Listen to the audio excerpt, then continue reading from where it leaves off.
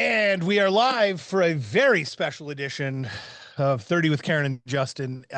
We had to get this one in. We've got some big news today. My special guest today is Emmett. Emmett survived a pretty serious illness and then chose to step up for others, where he noticed young people were left without support, so he built his own group. And he turned his fight for survival into new hope for teens everywhere. Really, he's a survivor and a true force for good. Welcome, Emmett, to the show. This is really cool for you to come on. Thank you. And I'm glad we could fit this in. Yeah, thank you for having me. So let's just start because some of my audience probably doesn't know who you are or where you've come from. I want to start a little bit about your story and take us through the day that kind of everything changed for you to set you on your path. All right. Well, I had been having for a year before I was diagnosed these like pains, these like back pains and sciatic type pain. And no one knew what it was and kept going to doctors and all of that. And no one could figure it out. Oh, you're growing or Yeah. you're stressed, stuff like that. And then one day I started getting these really bad pains in my abdomen. Almost felt like we thought it might have been like my my intestines, stuff like that, right? Like maybe constipation. A doctor even mentioned that. But the one thing was my blood work. My blood work was irregular, to say the Okay. least. Um, and so my mom actually pushed for them to really look at it because they were going to send me home because they didn't have a gynecologist there. Um, so then they sent us to McMaster, and at McMaster, I was out for like 2 weeks. I don't really remember any of it, but they narrowed it down to leukemia. Um, and that diagnosis was a big shock because I Yeah. don't think any, anyone really expects that, especially at my age. Um, and I remember feeling very lost, very like it was unfair. Like I had done so much to get where I was, and now a bunch of stuff was stripped away from me. And my first day of clinic was when that all kind of flipped. I was given a gift bag from a girl named Charlotte for from Charlotte Smiles for Kids. Um, and that really turned around my perspective. It was like an awakening. It was like I've been seen, Mm. and that really like nailed into me that I have the power to do something like that for other people and for teens. So let's really polarize that moment though. What is a day in treatment like? Like why does that make you feel so unseen and so alone? Like where Well, does that feel like? a day in treatment is depending on your treatment, but it's all very similar. You go in and they take your vitals and all of that, and there's kids running around all around you. There's so many people in there. Um, and the nurses and doctors are running back and forth. And you feel very small. You feel Mm. very you feel more like a piece of work basically Mm. that they are attending to. Um, and it's all routine for them, but for you, it's it's your life, it's your experience, you're dealing with this. Um, so it's very yeah, it's very And it's a bunch of adults running around you and you're kind of a kid still. Like, you know what I mean? So it's like exactly you're feeling a little bit like you can't ask questions and you got to be quiet and you got to sit there and just do what, take what they're doing, right? exactly. Yeah, interesting. Um what was the hardest part for you? Maybe not physically, but maybe emotionally. What was the hardest part? I think the hardest part for me was I think accepting it. Mm. Um and I still struggle with that. Accepting the fact that it's a very long journey. It's like a couple years before I'll be back to normal. Um, and that's very hard to think about and hard to come to terms with because I will be missing certain stuff that other people my age will get to experience, my friends will get to experience. That's interesting. So this sort of turns the tables for you where you're like someone hands you, a small thing, nothing major, nothing like no gold or diamonds or anything, just this small little token that makes you feel seen. Um, how does that spiral into like, gosh, we got to do this for other people? Where does the mind go from, I just need to survive this, to how can I help others? Um, it definitely didn't start at first. I will say that.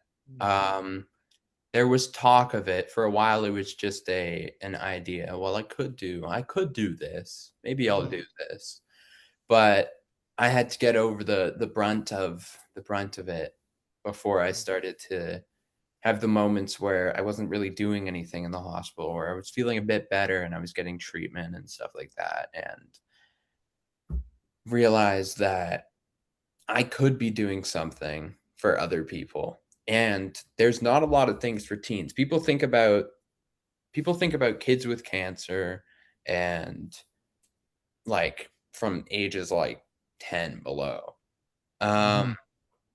and they don't really think about like teenagers. Like what would a teenager want?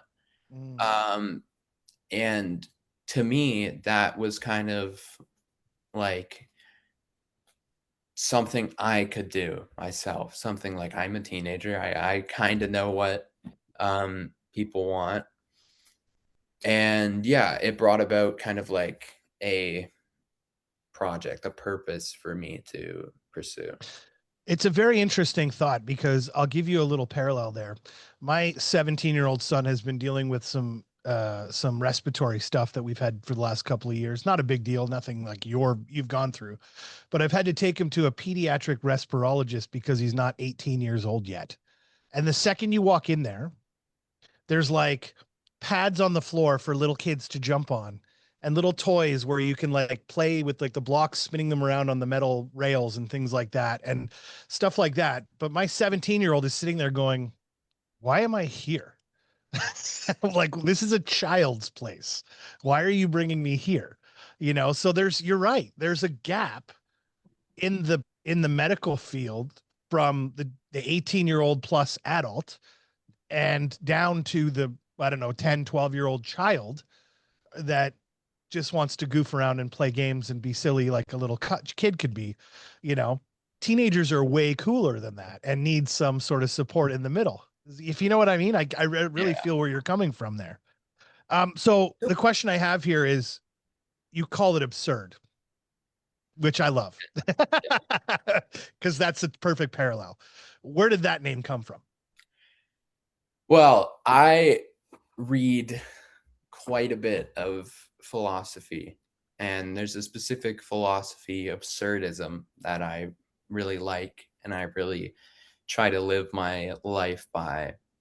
Um, and I felt that that really fit in with my view on cancer, and also the fact that cancer and just childhood illness in general, and illness in general, is often absurd. Um, I agree. and I kind of mashed those two together. Um, and I think the forefront of what people see is definitely the fact of like the illness is being absurd. But for me, there's a little bit of that philosophy in there too. So you're a survivor and you're smart as heck. That's crazy. I love it. Thank He's you. got all the pieces. So what is the process? What is it that you do specifically, and what have you started to provide? So, we provide, um, like items. Right now, we are just in the starting of the project. So we're kind of like figuring things out. We have like bins in like 20 or so local businesses where people can bring and put items in, and um, we'll collect them. And we have a thing on next Monday, um, which is a kind of like Christmas in July. That's the main thing for this year, is we're collecting things to give to teens with childhood cancer. And we also have a registry on Amazon. So people can go on there, they can look through the items, and if they want to, they can purchase it and send it to us, and we will put those aside and then put them together for like the Christmas in July. And people that want to reach out, right now it's mainly just people that we know of Mm. that will put together packages. We'll go through and then we'll put together packages and we'll give it to them. But the main goal is to have people be able to reach out to us that are going through similar things Mm. and be like, hey, my kid would like to like have a look and maybe Sure. receive a package. Sure. So talk a little bit about the Christmas in July. So you're looking for items, obviously. There's another gift card drive. Let's talk a little bit about that. First of all, it's on Monday. Tell me a little bit about where and so on and so forth. So it is at the Black Swan. Um and sorry, I have to pull up Do it. the thing. Yeah, so there's a buffet, and we have a Santa coming, a Cool. summer Santa. Summer Santa. Yeah. Nice Is and he wearing? Is he tanned. going to be wearing shorts, Emmett? Is he Yes, yes, he will. Yes, he will. Um, gonna... yeah, so there will be activities for kids to do, um, stuff like that, and So, Emmett, what kind of activities? there'll be I'm not let me look at the thing. This part I'm not too Familiar with? yeah. Well, let's start with the Yes. timing of it. So we're at the Black Swan, and what time are we? 2 2:00. Perfect. yeah. And the Black Swan in North Burlington, I'm guessing. Or yes, because Yeah. there is one in South Burlington. We want to make sure we're at the right place. And so okay, cool. So Monday at 2 p.m. There'll be lots of entertainment, some things to do, fun stuff. And we're looking for what donations? What do we need for donations? Right now we have a lot of items, which is very good. We are looking for gift cards right now. Got it. And money, gift cards and cash. Well, cash or online money, but that's what we need right now. Cool. You have a goal, from what I understand, of about 5,000. Is that what I'm hearing? Yes. And And we so- need about $3,800 to go. So we've got some great donations already. And this Monday event is sort of primed to kind of push that over the edge and get that goal. Is that the idea? Yes. Yes. Cool. This is kind of like, from what I'm seeing of the things that are out there now, this is starting to get pretty, it's got some momentum behind it. So, I mean, did you ever think you would have these community partners and things jump in behind you and be like, yeah, we're all in? Like, how does that feel for you? It's very surreal.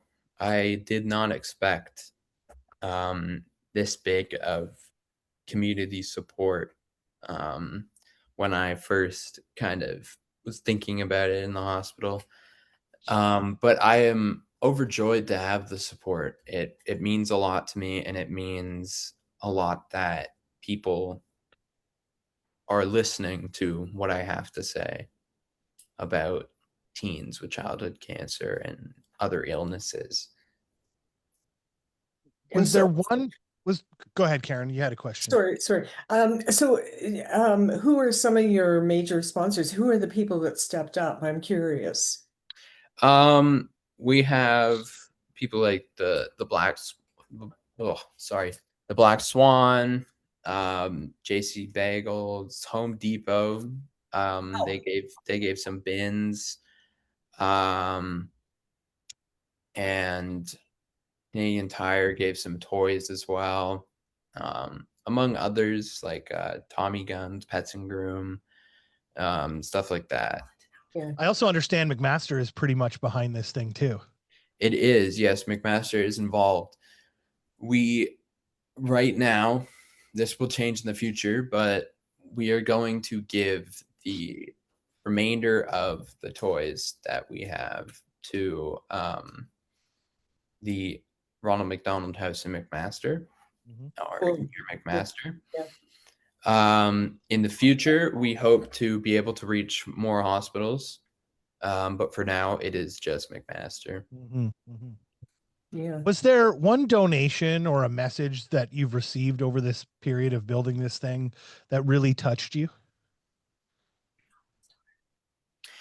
Yes. I had a donor, which they've asked to be anonymous, donate over $4,000 in Lego for the wow. for the project. Yeah, that was a big excitement for me, especially since I myself really enjoy Lego too. So to see all that was kind of cool. Yeah, I would say that's pretty incredible. That'll help a lot of families. And you know what's interesting about Lego is my son also loves Lego, and it's so cathartic in a way, like just to sit and build Lego, and you're using your brain and your hands, and it's really cool little tool to teach kids about that stuff and to help them kind of foster that sort of wonder of building things, which I think is really cool. So that's an amazing gift. Yeah. What does it mean when another teenager says to you, or maybe hasn't yet, but maybe this will happen, someone finally gets me and someone finally gets this? What would that feel like for you? It feels really good. It feels like I am giving them what I needed and what I got my first day of clinic. Yeah, I don't know. It feels good, to say the least. Feels very good. I get the sense that like you felt that from that gift, that small little token, and you're just desperate to try to help other people feel the same thing, even in that tiny little moment of time where you had a smile on your face. It just gives you this great sense of pride to want to have to do this for other people, and I can feel that in your emotion here. So I guess the last thing would be, people can come to the event on Monday. Google Christmas in July, look it up on Facebook. It's all over the place. I've seen it a lot lately. How can people, if they can't make it on Monday, how can they help you going forward from today? If you can't make it on Monday, just support, following the absurd Instagram, the absurd ALL teen community Instagram, and just spreading awareness for it, and even just spreading awareness for teens with cancer, teens with severe illnesses. I have one last question just to sort of finish off, because I think this is a big one. If someone watching knows a teenager who's just been diagnosed with cancer or had the news that you've had, what would you want them to hear today? It's not